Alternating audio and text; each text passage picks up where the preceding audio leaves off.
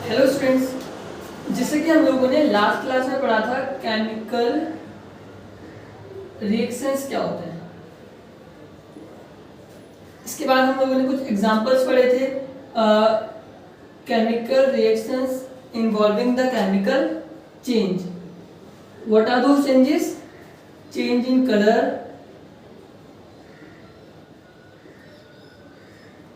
Change in state, evolution of gas, formation of precipitate, and the last one was change in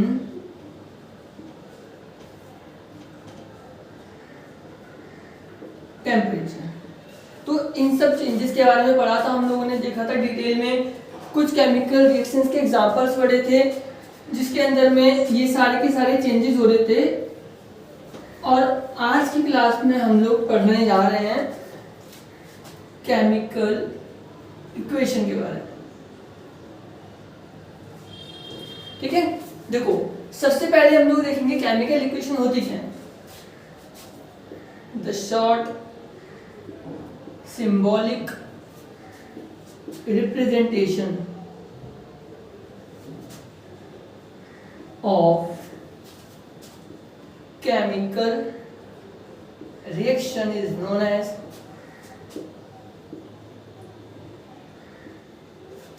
chemical equation। देखो किसी भी chemical reaction की short symbolic representation को हम लोग क्या बोलते हैं? केमिकल इक्वेशन बोलते हैं। एग्जांपल के थ्रू समझते हैं इसको। देखो when magnesium is burned in the presence of oxygen, it gives off magnesium oxide along with release of heat. ठीक है, इसको हम लोगों ने लास्ट क्लास में भी डिस्कस करा था। क्या होता है जब मैग्नीशियम रिबन को ऑक्सीजन की प्रेजेंस में बर्न करते हैं तो मैग्नीशियम ऑक्साइड की फॉर्मेशन होती है। ठीक है, अब ये तो हो गई स्टेटमेंट, केमिकल रिएक्शन की स्टेटमेंट हो गई। अब यार इतना बड़ा लिखेंगे हर बार तो क्या होगा, बहुत ज्यादा टाइम वेस्ट होगा। इस टाइम को वेस्ट होने से बचाने के लिए हम लोगों ने क्या करा, केमिकल इक्वेशन को लिखा। Now what are chemical equation? That is short symbolic representation of chemical equation. देखो ये केमिकल इक्वेशन है, इसकी शॉर्ट सिंबॉलिक रिप्रेजेंटेशन क्या होगी? जैसे मैग्नीशियम का सिंबल Mg होता है, इसको 9th क्लास में आप लोगों ने पढ़ा था। ठीक है, इसके अलावा ऑक्सीजन का O होता है, दैट इज O2।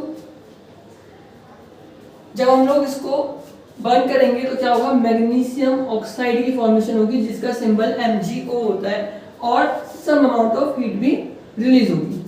ठीक है, देखो इस केमिकल इक्वेशन को थोड़ा सा और इंफॉर्मेटिव बनाने के लिए क्या करते हैं हम लोग, जो भी रिएक्टिंग एलिमेंट है और प्रोडक्ट जो हमको मिला है उसको उसकी फिजिकल स्टेट लिखते हैं। ठीक है, जैसे मैग्नीशियम जो होता है वो सॉलिड होता है, ऑक्सीजन जो होती है वो गैस होती है और मैग्नीशियम ऑक्साइड जो हमें मिलता है ये भी क्या होता है, सॉलिड स्टेट में मिलता है। देखो ये लेफ्ट साइड में होते हैं क्या, रिएक्टेंट, और राइट साइड में होते हैं क्या, प्रोडक्ट। ठीक है, to the left of the chemical equation are the reactant and to the right are the product and arrow is always toward the product. याद रखना एरो जो होता है ऑलवेज प्रोडक्ट की तरफ इशारा करता है। ठीक है, अच्छा देखो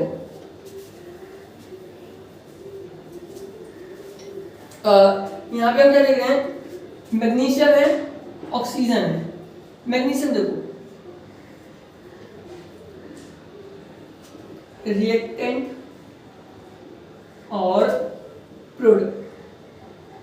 ठीक है, रिएक्टेंट में मैग्नीशियम 1 है, ठीक है, प्रोडक्ट में भी एक ही है। ठीक है, नेक्स्ट अगर हम ऑक्सीजन की बात करते हैं, है ना, ऑक्सीजन रिएक्टेंट में कितने हैं 2 और प्रोडक्ट में कितने हैं 1, ठीक है। अभी यहाँ पर ये जो केमिकल इक्वेशन है ये कैसी इक्वेशन है, अनबैलेंस्ड केमिकल इक्वेशन। ये कैसी इक्वेशन है, unbalanced chemical equation, and these unbalanced chemical equations are also known as skeletal chemical equation, ठीक है। इन्हीं अनबैलेंस केमिकल इक्वेशन को हम लोग क्या बोलते हैं, स्केलेटल केमिकल इक्वेशन। पेपर में बहुत बार क्वेश्चन आया हुआ है। क्वेश्चन किस फॉर्म में होता है, देखो क्वेश्चन होता है what are skeletal chemical equation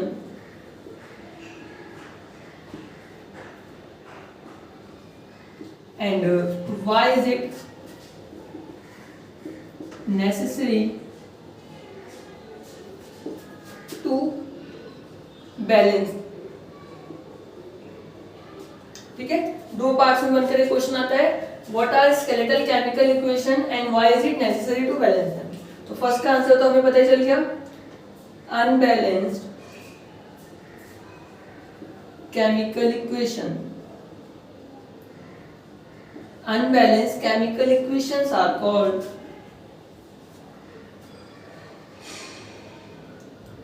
skeletal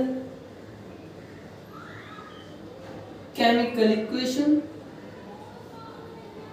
Now why is it necessary to balance these chemical equations? To follow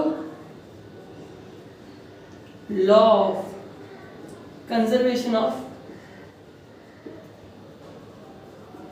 mass. Law of conservation of mass को फॉलो करने के लिए according to which mass can neither be created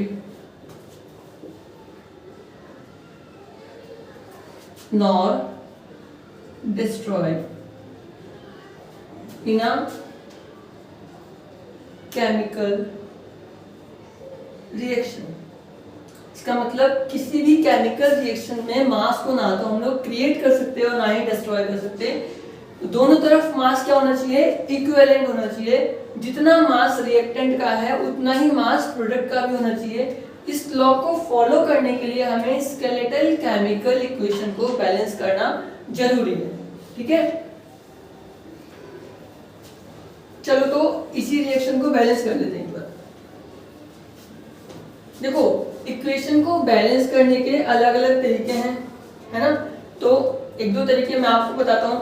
देखो magnesium oxygen magnesium oxide, तो यहाँ तो आपको simply दिख जाएगा। कैसे करना है, मैग्नीशियम लिखना है, ऑक्सीजन लिखना है। ऑक्सीजन का सिंपल सिर्फ O है ना, फिर रिएक्टेंट है और प्रोडक्ट है। मैग्नीशियम रिएक्टेंट में 1 है, प्रोडक्ट में भी 1 है, लेकिन ऑक्सीजन रिएक्टेंट में 2 है और प्रोडक्ट में क्या है 1 है। देखो इस 1 को 2 कैसे बना सकते हैं, 2 से मल्टीप्लाई करते हैं, ठीक है। इस 1 को 2 बनाने के लिए हमें 2 से मल्टीप्लाई करना पड़ेगा। अब 2 हमने प्रोडक्ट में मल्टीप्लाई करा है तो देखेंगे ऑक्सीजन प्रोडक्ट में कहाँ प्रेजेंट है, तो ऑक्सीजन प्रोडक्ट में यहाँ पर प्रेजेंट है। अच्छा देखो ये जो फॉर्मेशन है लॉ ऑफ केमिकल कॉम्बिनेशन के अकॉर्डिंग है, इसको हम लोग चेंज नहीं कर सकते। इसको हम लोग MgO2 नहीं लिख सकते, ठीक है। तो इसलिए यहाँ पर 2 हम लोग कहाँ अप्लाई करेंगे, आगे। ऐसा करने की वजह से ये मैग्नीशियम को भी 2 से मल्टीप्लाई करना पड़ा और मैग्नीशियम भी हमारे कितने हो गए 2। चलो ठीक है कोई बात नहीं, इस वाले मैग्नीशियम को भी हम लोग 2 बना सकते हैं 2 से मल्टीप्लाई करके, ठीक है। तो रिएक्टेंट में यहाँ भी हमने 2 से मल्टीप्लाई करा और अब हमारी रिएक्शन क्या हो गई, बैलेंस हो गई। देखो 2 मैग्नीशियम 2 मैग्नीशियम 2 ऑक्सीजन और 2 ऑक्सीजन, ठीक है। एक तरीका तो ये है। अब देखो ये जो तरीका है आपको बड़ी केमिकल इक्वेशन को बैलेंस करने में थोड़ा सा डिफिकल्टी फेस करने को मिलेगा अगर आप इसको यूज करके सॉल्व कर रहे हो, है ना। एक इक्वेशन ले लेते हैं, देखो lead hydroxide when react with HCl it forms water and lead chloride.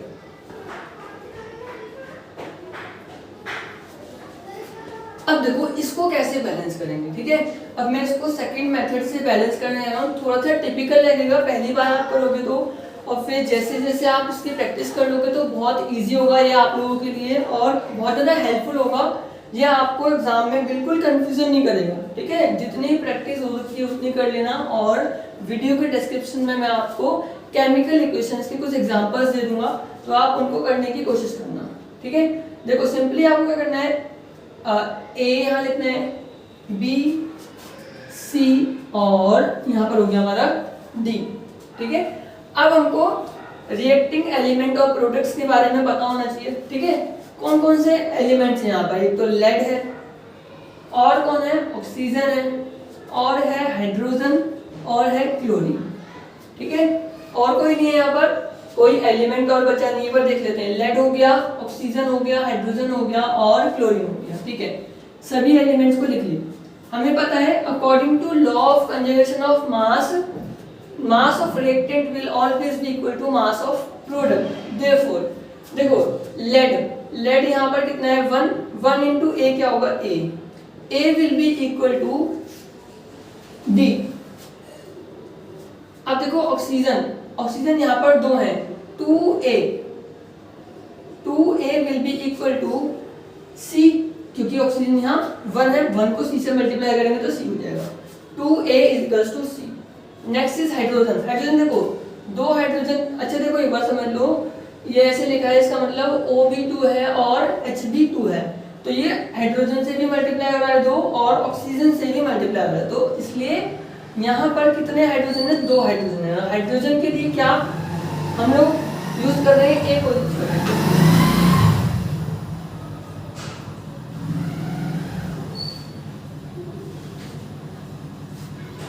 और हाइड्रोजन के लिए क्या वेरिएबल यूज कर रहे हैं, ए यूज कर रहे हैं, ठीक है। देयरफॉर 2a प्लस एक और हाइड्रोजन यहाँ पर है, 2a plus b will be equal to 2c। Now last one is chlorine देखो एक ही सिंपल B है, B is equals to 2D। अब आपका मेन एम यहाँ पर क्या होगा, A, B, C और D की वैल्यू फाइंड करना है, ठीक है। A, B, C और D की वैल्यू फाइंड करना है। सबसे पहले देखो सिंपल इक्वेशन, सबसे सिंपल इक्वेशन कहाँ होती है, यहाँ पर, ठीक है। यहाँ हम लेट करेंगे A की वैल्यू 1, A की वैल्यू अगर 1 लेट करें तो D की वैल्यू क्या होगी, 1 होगी, ठीक है। 2 वैल्यू मिल गई, A मिल गया और D मिल गया। अब यहाँ आ जाओ, यहाँ हम लोग C की वैल्यू सॉल्व कर सकते हैं easily. C is equals to 2 into 1 that is equals to 2, तो C की वैल्यू क्या हो गई, 2। ऑल्सो यहाँ हम B की वैल्यू सॉल्व कर सकते हैं कैसे, B is equals to 2 into 1 that is equals to 2, तो B की वैल्यू क्या हो गई, 2। बहुत ही इजी मेथड है ये, किसी भी रिएक्शन को बैलेंस करने का बहुत इजी मेथड है। अब हम लोग क्या करेंगे, ये जो अल्फाबेट्स ABCD हम लोगों ने यूज करे थे, इनको रिप्लेस करके इन नंबर को हम लोग पुट कर देंगे, ठीक है। A के प्लेस पर 1 लिखेंगे तो 1 तो नहीं लिखते, ऑलरेडी वो माना जाता है, ठीक है। अच्छा B के प्लेस पर हम लोग 2 लिख देंगे, C के प्लेस पर भी 2 और D के प्लेस पर कुछ नहीं, मतलब 1। अच्छा एक रिएक्शन में आप लोगों को देता हूं, आप लोग कमेंट में इसको बैलेंस करके बताना, और डिस्क्रिप्शन में और भी आपको रिएक्शंस मिल जाएंगी बैलेंस करने के लिए।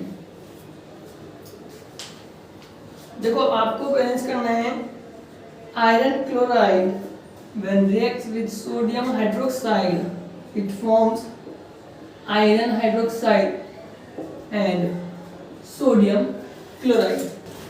और अब हम लोग नेक्स्ट क्लास में पढ़ेंगे टाइप्स ऑफ केमिकल इक्वेशन के बारे में।